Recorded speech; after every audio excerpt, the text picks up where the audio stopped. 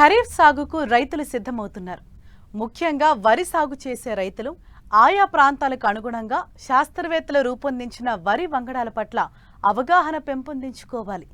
అనేక కొత్త వంగడాలు ప్రస్తుతం అందుబాటులోకి వచ్చాయి. అలాగే పాత వాటిలో కూడా మంచి దిగుబడినిచ్చే సామర్థ్యం కలిగిన వరి రకాలు ఉన్నాయి. సన్నగింజ, దొడ్డుగింజ వరి రకాలు కూనారం వరి పరిశోధన స్థానం రూపొందించిన వంగడాలు రైతుల ఆదరణ పొందుతున్నాయి. మరి వీటి గుణగణాలేంటో ఇప్పుడు తెలుసుకుందాం.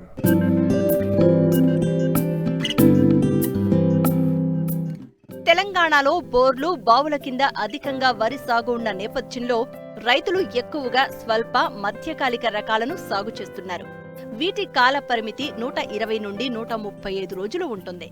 కాలువల కింద సాగు చేసే రైతులు మాత్రం దీర్ఘకాలిక రకాలను 145 నుండి 155 రోజుల కాల పరిమితి గల రకాలను సాగు చేస్తున్నారు. ఆంధ్రప్రదేశ్లోని కోస్తాలో అధిక శాతం కాలువల కింద వరి సాగవుతుంది కనుక ఖరీఫ్ లో ఎక్కువగా 135 నుండి 160 రోజుల కాల పరిమితి కలిగిన రకాలను సాగు చేస్తారు. అయితే దీర్ఘకాలిక రకాలను సాగు చేసే ప్రాంతంలో ఒకరిద్దరు స్వల్పకాలిక రకాలు సాగు చేస్తే కోత సమయంలో ఇబ్బందులు ఎదుర్కోవాల్సి వస్తుంది. అందువల్ల ప్రాంతాల వారీగా సాగు చేసే పరిస్థితులను బట్టి రకాల ఎంపికలో జాగ్రత్తలు తీసుకోవాలి. పెద్దపల్లి జిల్లా కూనారం వరి పరిశోధనా స్థానం నుండి ఇటీవల విడుదలైన KNM 118, KNM 733, KNM 1638 రకాలు మంచి ఆదరణ పొందుతున్నాయి.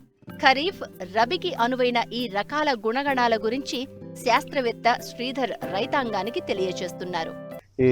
ప్రొఫెసర్ జయశంకర్ తెలంగాణ రాష్ట్ర వ్యవసాయ విశ్వవిద్యాలయం ఆధ్వర్యంలో కూనారం వ్యవసాయ పరిశోధన స్థానం నుంచి 2015వ సంవత్సరంలో KNM 118 అనే స్వల్పకాలిక దొడ్డుగింజ రకాన్ని మనము కూనారం సన్నాలు పేరుతో విడుదల చేయడం జరిగింది. దీని యొక్క లక్షణాలు తీసుకున్నట్లయితే కనుక ఇది స్వల్పకాలిక దొడ్డుగింజ రకము.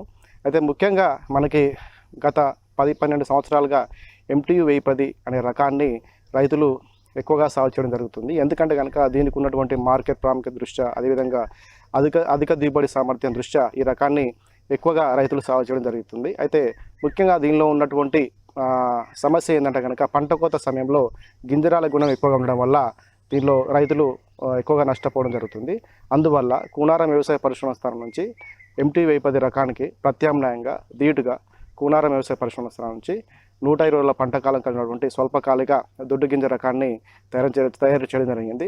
దీని యొక్క ప్రత్యేక లక్షణాలు తీసుకున్నట్లయితే కనుక ఇది MTU 1010 గింజ రకాన్ని పోలి ఉండి, అదేవిధంగా మంచి గింజ నాణ్యత కలిగి ఉండి, తర్వాత దానికంటే బరువైన గింజ కలిగి ఉండి, తక్కువ గింజరాల గుణం, అదేవిధంగా తక్కువ చేను మీద పడిపోయేటటువంటి గుణం కలిగి ఉంటుంది. అదేవిధంగా ఈ రకము కొంతవరకు అగ్గి తెగులు తట్టుకుంటుంది. దీని యొక్క దిగుబడి సామర్థ్యం చూసుకున్నట్లయితే కనుక నేల యొక్క సారవంతాన్ని బట్టి సుమారుగా ఎకరానికి 28 నుంచి 35 క్వింటాల వరకు దిగుబడిని ఇస్తుంది. అదేవిధంగా మనకి BPT 5204కి రకానికి ప్రత్యామ్నాయంగా KNM 733 అనే స్వల్పకాలిక సన్నగింజ రకాన్ని తయారు చేయడం జరిగింది. అదేవిధంగా ఈ రకం యొక్క లక్షణాలు తీసుకున్నది కనుక ఈ రకాన్ని మనము వర్షాకాలంలో, అదేవిధంగా యాసంగిలో కూడా సాగు చేసుకోవచ్చు. వానాకాలంలో అయితే కనుక ఈ రకాన్ని మనము జూన్ 20 నుంచి జూలై చివరి వారం వరకు నార్లు పోసుకోవచ్చు. ఇది కూడా కొంతవరకు అగ్గి తెగులును తట్టుకుంటుంది. అదేవిధంగా తట్టుకుంటూ మనకి నేల యొక్క సారవంతతను బట్టి ఈ రకం కూడా 26 నుంచి 32 క్వింటాల వరకు దిగుబడిని ఇస్తూ, అంటే మంచి అన్నం నాణ్యత కూడా కలిగి ఉండేటటువంటి ఈ రకము. ఇది KNM 733. ఈ రకాన్ని కూనారం రైస్ 1 పేరుతో స్టేట్ వెరైటల్ రిలీజ్ కమిటీ ద్వారా రిలీజ్ చేయడం జరిగింది. తర్వాత 2021వ సంవత్సరంలో, అంటే ఈ మధ్యకాలంలో రిలీజ్ అయినటువంటి ఇంకొక స్వల్పకాలిక సన్నగింజ రకం వచ్చేసి KNM 1638. ఈ రకాన్ని స్టేట్ వెరైటల్ రిలీజ్ కమిటీ ద్వారా కూనారం వరి 2 పేరుతో రిలీజ్ చేయడం జరిగింది. మనకి BPT అనేది ఎక్కువగా BPT 5204 సామమసూరి పేరుతో పిలుస్తాం దీన్ని. ఈ రకానికి ప్రత్యామ్నాయంగా ధీటుగా మన కూనారం వ్యవసాయ పరిశోధన స్థానం నుంచి తయారు చేసినటువంటి రకము KNM 1638. ఇది కూనారం వరి 2 పేరుతో రిలీజ్ చేయడం జరిగింది. అయితే ఇది స్వల్పకాలిక సన్నగింజ రకము. ఈ రకాన్ని యొక్క లక్షణాలు తీసుకునేది కనుక ఈ రకం ముఖ్యంగా మన వానాకాలంలో అయితే కనుక జూన్ 20వ తారీఖు నుంచి జూలై చివరి వారం వరకు నార్లు పోసుకోవడానికి అనుకూలంగా ఉంటుంది. అదేవిధంగా యాసంగిలో అయితే కనుక నవంబర్ 15 నుంచి డిసెంబర్ 20 తారీఖు వరకు ఈ రకాన్ని సాగు చేసుకోవడానికి అనుకూలంగా ఉంటుంది. ఈ రకం కొంతవరకు అగ్గి తెగులు తట్టుకుంటుంది. అదేవిధంగా ఉల్లికోడును తట్టుకునేటువంటి రకము. ఈ రకం యొక్క దిగుబడి సామర్థ్యం చూసుకున్నట్లయితే కనుక నేల యొక్క సారవంతతను బట్టి మనకి ముఖ్యంగా ఒక ఎకరానికి 28 నుంచి మనకి 32 క్వింటాల వరకు దిగుబడిని ఇస్తుంది. తర్వాత ఈ అన్నం నాణ్యత కూడా ఈ రకం యొక్క అన్నం నాణ్యత చాలా బాగుంటుంది. ముఖ్యంగా ఇప్పుడు మనం కూనార వ్యవసాయ పరిశ్రమ స్థానం నుంచి రిలీజ్ అయినటువంటి ఒక దొడ్డు గింజ రకం అది KNM 118, అదేవిధంగా 2 స్వల్పకాలిక సన్నగింజ రకాలు తీసుకున్నట్టు కనుక KNM 733, అదేవిధంగా KNM 1638. ముఖ్యంగా ఈ దొడ్డు గింజ రకము ముఖ్యంగా వాటి యొక్క ఈ విత్తనం ఎంత అవసరం పడుతుందంటే ఒక ఎకరానికి ముఖ్యంగా విత్తనం మోతాదు వచ్చేసి దొడ్డు గింజ రకానికి 25 కిలోల విత్తనం అవసరం పడుతుంది.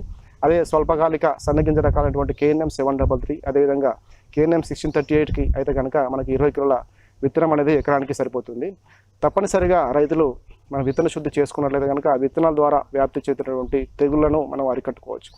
అదేవిధంగా నారుమడి దశలో అయితే కనుక ఏం చేయాలంటే నారుమడి ఒక ఎకరాకి సరిపడే నారుమడికి ముఖ్యంగా 1 నుంచి 2 కిలోల నత్రజని అంటే యూరియా, అదేవిధంగా 2 నుంచి 3 కిలోల DAP కానీ, తర్వాత 1 నుంచి 2 కిలోల పొటాష్ ఎరువులను వాడుకున్నట్లయితే కనుక మనకు నారు అనేది ఆరోగ్యంగా పెరగడానికి అవకాశం ఉంటుంది. తర్వాత ఇంకొకటి ఏంటంటే నారుమడి దశలో ముఖ్యంగా నారు తీసే వారం రోజుల ముందర కార్బోఫ్యూరాన్ 3G అనేది గుళికలను ఒక ఎకరాకి సరిపడే నారుమడికి 800 గ్రాముల చొప్పున ఈ కార్బోఫ్యూరాన్ 3G గుళికలు మనం బురద పదంలో వేసుకున్నట్లయితే కనుక కొంతవరకు ఉల్లికొడు, అదేవిధంగా మనం మొగిపురిని అంటే నివారించుకోవడానికి అవకాశం ఉంటుంది.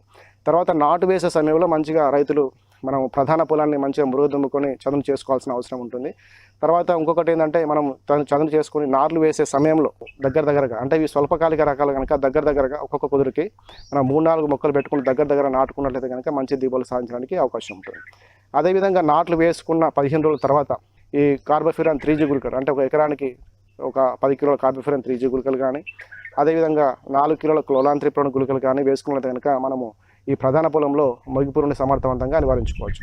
ఒకవేళ ఈ మధ్యకాలంలో ముఖ్యంగా మనకి బ్యాక్టీరియా ఎండు తెగులు అనేది కూడా ఎక్కువగా వ్యాప్తి చెందుతుంది కనుక దీన్ని నివారించుకోవడానికి మనం ముందుగా ఈ కాపర్ ఆక్సీ క్లోరైడ్ 3 గ్రాములు, అదేవిధంగా ప్లాంటోమైసిన్ కానీ, అదేవిధంగా అగ్రిమైసిన్ వంటి మందులను కూడా మనము వేసుకొని మనము సమర్థవంతంగా BLBని కూడా నివారించుకోవడానికి అవకాశం ఉంటుంది. అదేవిధంగా ఇంకొకటి ఏంటంటే మనకు ఎక్కువగా ఈ ఉల్లికోడు సమస్య కూడా ఈ మధ్య కాలంలో మన ఉత్తర తెలంగాణ మండలంలో ఎక్కువగా ఉన్నందున మనం ఏంటంటే నార్మల్లో ఇందాక చెప్పినట్టుగా ఒక ఎకరాకి సరిపడే నార్మల్కి 800 గ్రాముల చొప్పున ఈ 3G గుళికలు కానీ, కార్బోఫ్యూరాన్ 3G గుళికలు కానీ, అదేవిధంగా నాట్లు వేసిన తర్వాత కూడా మనం నాట్లు వేసిన 15 రోజుల తర్వాత 3G గుళికలు వేసుకున్నట్లయితే కనుక కొంతవరకు ఈ ఉల్లికోడు సమస్య నుంచి మనము నివారించుకోవచ్చు. అదేవిధంగా రైతులు కూడా మంచి అధిక దిగుబడులు పొందడానికి మంచి ఆస్కారం ఉంటుంది.